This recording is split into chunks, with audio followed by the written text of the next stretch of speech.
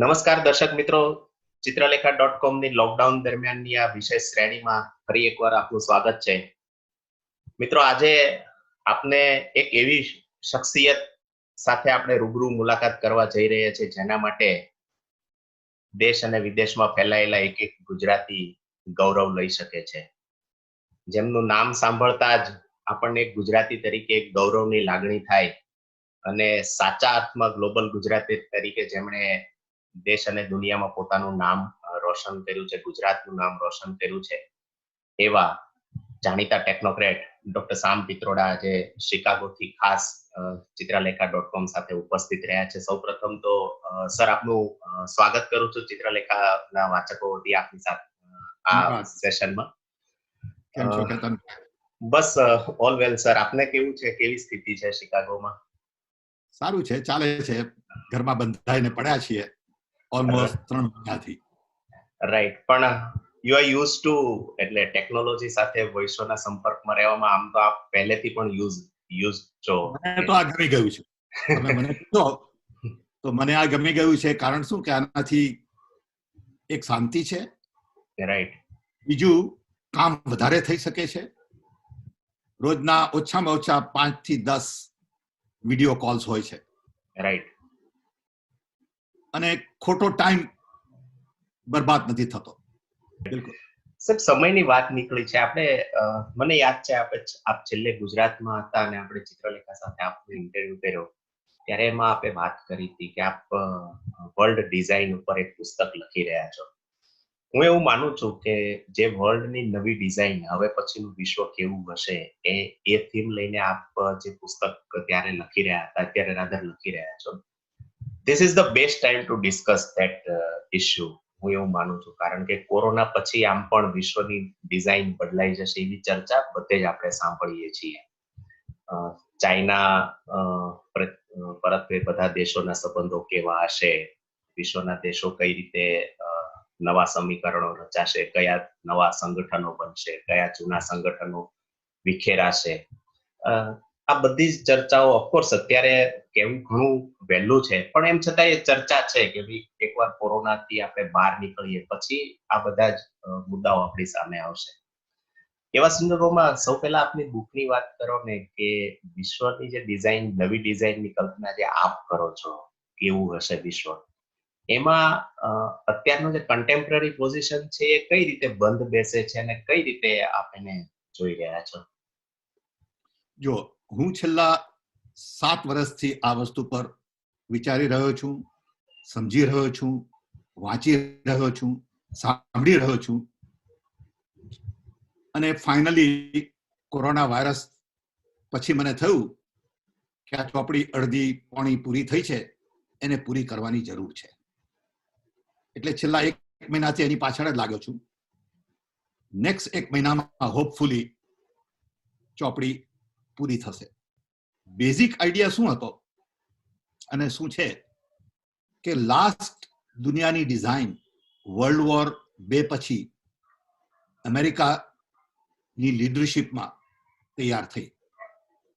એ ડિઝાઇનમાં 5 વસ્તુ મેન હતી: democracy, human rights, capitalism, consumption અને મિલિટરી. એ ડિઝાઇને UN, world bank, IMF, NATO, WTO જેવી ગ્લોબલ ઇન્સ્ટિટ્યુશન્સને જન્મ આપ્યો. બરાબર. એ ડિઝાઇને GDP, GNP, per capita income બધા મેજરમેન્ટ્સ તૈયાર કર્યા. એ ડિઝાઇન આજ 70 વર્ષથી ચાલે છે દુનિયામાં. આખી દુનિયા એ ડિઝાઇન પ્રમાણે ચાલે છે. આપણને ખબર નથી, પણ we all follow that design which was set 75 years ago. Right.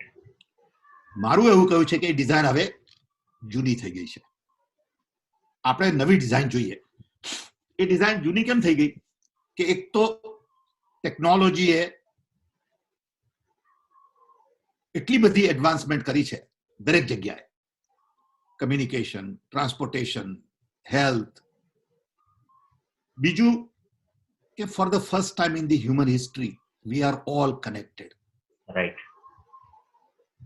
A connectivity જે છે એ આપણે હજી સમજ્યા નથી કે એનો શું મતલબ કનેક્ટિવિટીનો. આપણે અત્યાર સુધી શું કર્યું છે કે જે વસ્તુ કરતા હતા એ થોડી સારી કનેક્ટિવિટીથી કરીએ છીએ, પણ એવું નથી વિચાર્યું કે જો કનેક્ટિવિટી થઈ તો નવું શું કરી શકીએ. એટલે જો તમે જુઓ એ ડિઝાઇન 40s થઈ, તરત જ Gandhiji lead independence movement decolonize the entire world. એટલે all of a sudden 2 billion લોકો ના એસ્પિરેશન્સ વધી ગયા. Africa, Latin America, Philippines, Malaysia, દરેક જગ્યાએ આઝાદી થઈ ગઈ. Okay, right. હું દાખલો આપું ઘણા લોકોને કે મારા બાપુજી જે 4 ચોપડી ભણેલા ગુજરાતી ઓરિસ્સામાં સેટલ થયા હતા, એમને બ્રિટિશ રાજ વખતે એવો વિચાર ના આવે કે મારા બધા છોકરાઓને હું કોલેજમાં ઇંગ્લિશ ભણાવવા મોકલું. પણ આઝાદી આવી પછી એમને એમ થઈ ગયું કે હું આઝાદ છું, હું હવે ગુલામ નથી, હું બી મારા છોકરાઓને આગળ લાવી શકું. એ જે અંદરનો ભાવ છે લાખો કરોડો લોકોમાં, એ પહેલી ડિઝાઇનમાં કોઈએ સમજ્યું નતું. બિલકુલ. પછી થયું ચાઇના, રાઇઝ ઓફ ચાઇના, પછી fall of Soviet Union, fall of Berlin wall. ત્યારે world was divided into 2 pieces, Soviet Union and America. જેવું સોવિયત યુનિયન ડિસઇન્ટિગ્રેટ થયું એવું વર્લ્ડ વોઝ ઓનલી યુનિપોલર. અને પછી આવ્યું 9/11. 9/11 was a response to an unipolar world. એટલે the whole world again changed. Right. જો આ તમે બધા સિનારીઓ જુઓ મોટા મોટા લાસ્ટ 70 વર્ષમાં, અને પછી વિચારો કે 70 વર્ષમાં આપણે એક નવી ગ્લોબલ ઇન્સ્ટિટ્યુશન ઊભી નથી કરી. બિલકુલ. હવે 70 વર્ષ એક ડિઝાઇન થોડી ચાલે. એટલે આ ડિઝાઇન બદલવાની જરૂર છે. પણ શું નવી ડિઝાઇન શું છે એ ખૂબ મોટો પ્રશ્ન છે. બરાબર. અત્યારે શું છે કે એક અમેરિકન ડિઝાઇન છે દુનિયાની, which is based on capitalism, democracy, એમાં ઘણા બધા સારા મુદ્દા છે. એ મુદ્દાના લીધે આપણે અત્યારે અહીંયા આવી શક્યા છીએ દુનિયામાં. પણ એમાં ઘણા બધા મુદ્દા સારા બી નથી. એટલે અત્યારે એક મોડલ છે અમેરિકાનો, બીજો મોડલ છે ચાઇનાનો, વન બેલ્ટ વન રોડ. એ લોકોએ દરેક દેશમાં જઈ પૈસા નાખી ઇન્ફ્રાસ્ટ્રક્ચર ઊભું કરવું છે. પણ બંને મોડલમાં પોતાનો ઇન્ટરેસ્ટ મોટો છે. રાઈટ. તો મારું એવું કહેવું છે કે આજે 2 મોડલ છે અત્યારે, both models are from their perspective, not from global perspective. આપણે એક ત્રીજો મોડલ જોઈએ બિલકુલ. જે મલ્ટીપોલર વર્લ્ડનો મોડલ હોય, રાઈટ. કે જેમાં કોઈનું ડોમિનેશન ન હોય. ચાઇનાનું ડોમિનેશન ન હોય, અમેરિકાનું ડોમિનેશન ન હોય. અને એ મોડલ 2 વસ્તુ પર ધ્યાન રાખે, આપણી અર્થ અને હ્યુમાનિટી. યસ. આ કોરોના વાયરસે આપણને સાદી સીધી વસ્તુ શીખવાડી છે કે આપણે એક દુનિયા જેમાં રહીએ છીએ એમાં બધું જ ઇન્ટરકનેક્ટેડ છે. નાનું વાયરસ, મોટો પ્રેસિડન્ટ, મોસ્ટ પાવરફુલ નેશનનો, સિંહ, હાથી, બિલાડી, કૂતરો, એવરીથિંગ ઇઝ ઇન્ટરકનેક્ટેડ. રાઈટ. એટલે આ દુનિયા આપણી એકલાની નથી, આ પૃથ્વી બધાની છે. અને we have really exploited this earth with lot of carbon emission. આપણે જંગલો કાપી રાખ્યા છે, નદીઓ ગંદી કરી મૂકી છે, શહેરો બધા ગંદા છે. એટલે આપણે નેક્સ્ટ જે ડિઝાઇન હોય એમાં એન્વાયરમેન્ટ પર અને આપણી યુનિટી પર ધ્યાન દેવાનું છે. જી બિલકુલ સર, સાચી વાત કરી આપે. અને જે રીતે આપણે દુનિયા આખી લોકડાઉનમાં છે ને એન્વાયરમેન્ટ ઉપર જે એની પોઝિટિવ ઇમ્પેક્ટ પડી છે, ખાસ કરીને એર પોલ્યુશનના લેવલમાં જે દુનિયાભરમાં સુધારો થયો છે એ આપણે જોઈ શકીએ. આપણે એક બહુ સરસ વાત કરી કે હ્યુમેનિટીઝ આપણે એ શીખ્યા છીએ. ને એટ ધ સેમ ટાઈમ લોકોની એસ્પિરેશન્સ જે આપણે અત્યારે ભારતના લોકોમાં જોઈએ છીએ કે ભારતના લોકોમાં હવે એક જેને કહેવાય ને કે વર્લ્ડમાં પોતે પણ કંઈ કમ નથી એવું બતાવી દેવાની એક મિડલ ક્લાસ એસ્પિરેશન અત્યારે લોકોમાં દેખાઈ રહી છે. પણ ત્રીજો મુદ્દો આપણે જે કહ્યો કે જે યુનાઇટેડ નેશન્સ અને સંસ્થાઓ બની 70 વર્ષ જૂની આ ડિઝાઇન છે અને રિસન્ટલી પ્રેસિડેન્ટ ટ્રમ્પે જે રીતે WHO નું ફંડિંગ અટકાવવાની વાત કરી છે, WHO ઉપર ચાઇનાને ઇન્ડાયરેક્ટલી મદદ કરવાના આક્ષેપો થઈ રહ્યા છે, એનાથી અગેન યુનાઇટેડ નેશન્સ અને એની સંસ્થાઓની ક્રેડિબિલિટી સામે એક મોટો સવાલ ઉભો થયો છે. આપને લાગે છે કે આ બદલાતા જતા વિશ્વમાં હવે યુનાઇટેડ નેશન્સ અને એ બધી સંસ્થાઓની ભૂમિકા મર્યાદિત થઈ શકે અથવા તો એનું નવું સ્વરૂપ આવી શકે એની પહેલામાં એની પ્રસ્તુતતા કેટલી રહેશે? આ તો શું છે કે if we begin new conversation now, it may take 5-10 years to bring about global changes. Right. All we can do is begin new conversation. અત્યારે નવી વાત જ નથી થતી, સમજ્યા? એટલે યુએન નો પર્પસ જે હતો એ કદાચ પૂરો થયો. We need to give it a new form. તમે વર્લ્ડ બેંક લો અને IMF લો, ત્યારે શું હતું કે બીજી કોઈ મોટી બેંક નહોતી. હવે તો દુનિયામાં એટલી બધી નવી નવી બેંકો થઈ ગઈ છે પ્રાઇવેટ. તો વી હેવ ટુ થિંક કે ભાઈ વર્લ્ડ બેંકનો ને IMF નો રોલ શું છે. બિલકુલ. વી હેવ ટુ થિંક કે WHO કેવી રીતે સ્ટ્રક્ચર કરવાનું છે. આજના સ્ટ્રક્ચરમાં બધું સેન્ટ્રલાઇઝ છે. એક જીનીવામાં ઓફિસ છે, બધા જીનીવામાં જાય છે. એ મોડલ જે છે centralise model, that doesn't work anymore. In fact, governments also need to be restructured. અત્યારે બધી જ government is based on vertical silos. Information technology અને કનેક્ટિવિટી એવું કહે છે કે vertical silos don't work. Right. You need horizontal networks. હવે આપણને એવું આવડતું જ નથી કે હોરિઝોન્ટલ નેટવર્ક કેવી રીતે થાય. એના માટે લીડરશિપ જુદી જાતની જોઈએ. અત્યારે દુનિયામાં શું થયું છે, લોકો જુઠ્ઠા બધા ભેગા થઈ ગયા છે મારી દ્રષ્ટિએ. એટલે આ બધું અત્યારે બોઇલ થઈ રહ્યું છે, ઉકળાઈ રહ્યું છે દુનિયામાં. અને કોરોના વાયરસે કહ્યું કે હોલ્ડ ઇટ, જરા વિચારો શાંતિથી કે આ દુનિયા તમે જે ઊભી કરી છે એ બરાબર નથી. આ નેચરનો રિસ્પોન્સ છે. સર, આપણે લીડરશિપની જે વાત કરી, ગ્લોબલ લીડરશિપ માં જોઈએ તો અત્યારે ધ વે અમેરિકા અને ચાઇના એકબીજા સાથે જે રિલેશન્સ છે, ટ્રમ્પના નિવેદનના કારણે અગેન એન્ડ અગેન ચાઇના તરફ આંગળી ચીંધાઈ રહી છે. અને બહુ શોર્ટ ટર્મમાં નવેમ્બરમાં અમેરિકન પ્રેસિડેન્ટની ચૂંટણી છે. ટ્રમ્પ ફરીવાર જીતે કે હારે, પણ જે કોઈ પણ પ્રેસિડેન્ટ આવશે, અગેન જે વર્લ્ડની નવી ડિઝાઇન હશે એમાં એનો રોલ બહુ મહત્વનો પુરવાર થવાનો. અમેરિકાને આપણે સાવ ભૂંસી ન શકીએ ગ્લોબલ પાવર તરીકે. કેટલી હદે વિશ્વના રાજકારણ ઉપર આ ચૂંટણી અસર કરશે અમેરિકન પ્રેસિડેન્ટની? મારી દ્રષ્ટિએ America will remain the leader.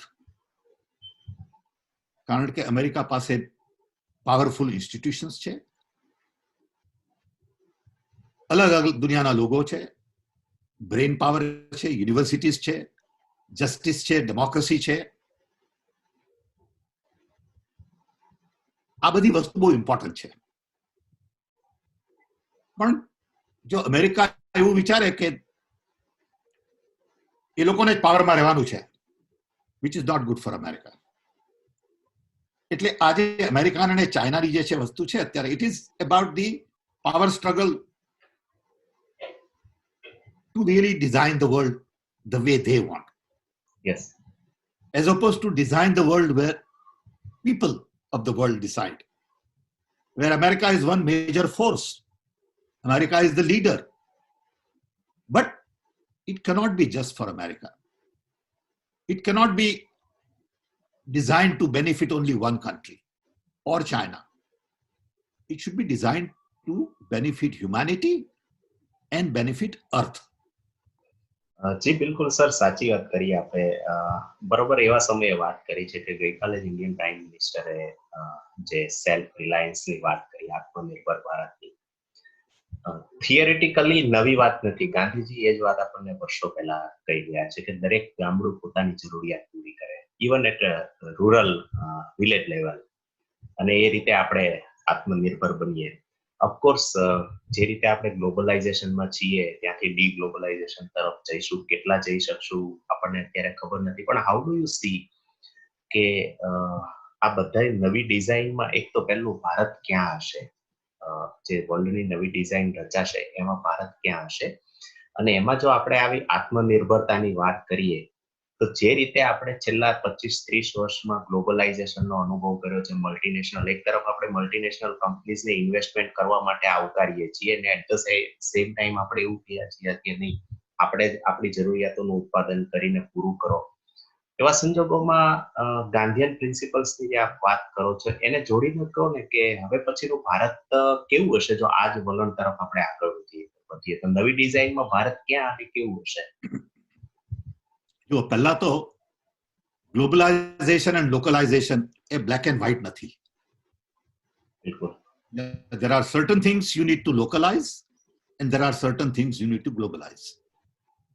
હવે હું તમને કહું, અમેરિકામાં જે ટમાટો આવે છે મારા ડાઇનિંગ રૂમ ટેબલ પર, એ 1400 માઇલ ટ્રાવેલ કરીને આવે છે on an average. We don't need that globalisation. ટમાટો જે હું ખાઉં છું એ મારી લોકલ વેરાયટી જોઈએ.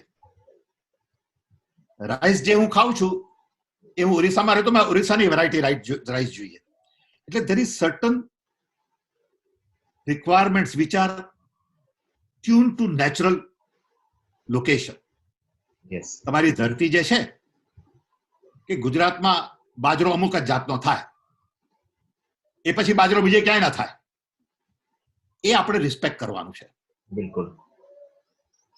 એટલે પછી દુનિયામાંથી બીજો બધાનો બાજરો લાવીને વાવવાની જરૂર નથી. એ લોકલાઇઝેશન છે. બિલકુલ. તમારું ફૂડ તમે ઉગાડો, તમારી રીતે ઉગાડો, ખોટા ફર્ટિલાઇઝર ન ખર્ચો, નેચર જે આપે છે એમાં માનો, ઓકે, પાણી બરાબર વાપરો. એ જે બધી વસ્તુ છે લોકલાઇઝ છે. એમાં પછી ટેકનોલોજી ઇઝરાયલથી લાવવાની જરૂર નથી. બિલકુલ. ખ્યાલ આવ્યો? બિલકુલ. જે ગુજરાતના જામફળ છે કે બોરા છે એ ગુજરાતમાં જ થાય. બિલકુલ. ઓકે, આ વસ્તુ બહુ સમજવાની જરૂર છે. જી હા, એટલે આપણે ઘણીવાર પેલું ગ્લોબલાઇઝેશન વર્સિસ લોકલાઇઝેશન એ રીતે વાતને લે, જે રીતે ન થઈ શકે. રાઈટ. અમુક વસ્તુ ગ્લોબલાઇઝ છે, અમુક વસ્તુ લોકલાઇઝ છે. બિલકુલ. It is okay for me to wear khadi and it's okay for me to wear also maybe silk and wool. But because of the climate, I would rather prefer to wear more khadi. Right. And not synthetic. સમજ્યા? પણ it's okay to have 1 or 2 synthetic shirts also. Right. આવી રીતે વિચારવાનું છે. અત્યારે તો શું થઈ ગયું છે કે everybody wants to copy America. Chinese want to be like Americans, Indians want to be like Americans, Europeans want to be like Americans because America is the land of opportunity. Right. એટલે music બી એ લોકોનું. હવે આપણું music જો કેવું બદલાઈ ગયું છેલ્લા 20-25 વર્ષમાં, બિલકુલ વેસ્ટર્નાઇઝ થઈ ગયું. પણ લેટ્સ ગો લુક એટ આપણું લોકલ મ્યુઝિક. હું અહીંયા ઘણી વખત ગુજરાતી ગીતો સાંભળું once in a while. Then you realize the richness of it. એ ભૂલાઈ ગયું બધું. રાઈટ. ઓકે, સો આપણે વિચારવાનું છે લોકલાઇઝેશન આ જગ્યાએ કરવાનું છે.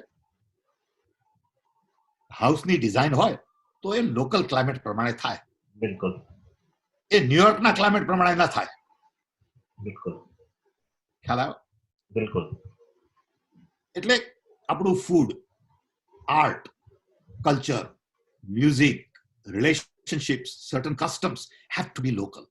Yes, true. પણ કોઈ એમ કે મારે એક ફેન્સી કાર જોઈએ છે તો it's okay to have a globalization. Microprocessor ગુજરાતમાં ન બનાવી શકાય કદાચ. બિલકુલ. Which is okay. એટલે બ્લેક એન્ડ વ્હાઇટ કરવાની જરૂર નથી કે હાર્ડ એન્ડ ફાસ્ટ કે complete localization, complete globalization. It has to be carefully thought through with emphasis on localization wherever possible and globalization wherever required. પણ છેલ્લી વાત સર, હાઉ ગાંધીયન પ્રિન્સિપલ્સ અત્યારના સમયમાં જે કોરોના પછીનું જે વિશ્વ છે, કોરોનાએ આપણને ઘણા બધા લેસન શીખવા છે. એમાં હ્યુમેનિટીઝ અને લોકલાઇઝેશન બે બહુ મહત્વના મુદ્દા તરીકે ઉભરી આવ્યા છે. એ બંનેમાં લાગતું નથી આપને કે વર્ષો પહેલા જે ગાંધીજી કહી ગયા, Gandhiji was really a visionary, Gandhiji was way ahead of everybody. Right? મારી જિંદગીમાં મેં લખ્યું હતું મારી ચોપડીમાં કે બે રોલ મોડલ હતા, એક ગાંધીજી અને બીજા Einstein. Right. Gandhiji was more powerful. ગાંધીજીની જે વાતો હતી એ બહુ ફંડામેન્ટલ છે. એટલે જ્યારે લોકો ગાંધીને એટેક કરે ને એટલે મને એ લોકોની દયા આવે કે આ લોકો કેવા મૂર્ખ છે, ફંડામેન્ટલ સમજતા જ નથી. It is important for me to love everybody Yes. because then only I can be loved. It is important for me to follow truth, trust everybody. તમે મને કહ્યું કે આપણે કાલે 8 વાગે પ્રોગ્રામ કરશું એટલે I trusted you કે 8 વાગે થશે. Yes. પછી I don't need to hire somebody to find out કે સાચું બોલે છે, ખોટું બોલે છે, કરશે નહીં કરે. અત્યારે દુનિયામાં મિસટ્રસ્ટ થઈ ગયો છે દરેક વસ્તુમાં. અને Gandhiji also talked about bottom up development. Yes. Decentralization, localization, simplicity. Life has to be simple. Self-reliance, service for other people. આ બધું ક્યાં ગયું? એટલે Gandhi is not one idea. Yes. Gandhi is a way of life. Way of life. True. We have to have that way of life. A way of life માટે we have to respect everybody. That's the beginning. Right now, અત્યારે ઇન્ડિયામાં ખૂબ સાચી વાત કરી sir આપે કે કોરોનાએ જે આપણને મહત્વના લેસન શીખવા છે, હ્યુમેનિટીઝના, પર્યાવરણના, પ્રકૃતિ સાથે, નેચર સાથે એક પ્રકારની હાર્મની કેળવીને જીવવાના, અને અગેન જે ગાંધીયન વે ઓફ લાઈફ છે એના તરફ ગયા વિના વિશ્વને છૂટકો નથી. આપ અમારી સાથે જોડાયા, આપનો સમય આપ્યો. એક છેલ્લી એક વસ્તુ તમને. Yes please. At the end, everybody knows all this. આમાં કોઈ રોકેટ સાયન્સ નથી. બિલકુલ. કેટલા લોકો પ્રેક્ટિસ કરે છે? બિલકુલ. We know Gandhi, but how many of us practice in our personal life? Very few. Truth, trust. If enough of us practice, there'll be Gandhian way of life. If we just talk about it and then go back to what it was, then we are the losers. Very true. Very true sir. ના, બિલકુલ સાચી વાત કરી sir આપે કે ગાંધી વિશે બોલવું, ગાંધી વિશે ચર્ચા કરવી અને રિયલી ગાંધીયન વેમાં જીવવું, એ બંને વચ્ચે બહુ મોટું અંતર છે. આજે આપણે ગાંધીજીને યાદ કરીએ છીએ, ગાંધીજીને આપણે રાષ્ટ્રપિતા કહીએ છીએ, જાહેરમાં સન્માન આપીએ છીએ, પણ આપ અમારી સાથે ઉપસ્થિત રહ્યા, આપનો કિંમતી સમય અમને આપ્યો, અને આપ ગુજરાતી છો એટલે અમારો આપના ઉપર અધિકાર પણ છે કે બિલકુલ. I love it. I don't get chance to speak that much Gujarati. પણ ગુજરાત એ મારી ધરતી છે. Whenever I go there, I feel at home, no matter what part of Gujarat I am in. Yes. અને ગુજરાત પણ આપના નવા પુસ્તકની પ્રતીક્ષા કરી રહ્યું છે sir. Once again, thank you very much for joining us and wishing you all the best for your new book. Thank you very much, sir. તમે બી બધાને યાદ આપજો, બધા ગુજરાતી ભાઈઓ બહેનોને. ચોક્કસ sir. Chitralekha is very important part of Gujarati life for decades and wish you all the best. Thank you, sir. Thank you.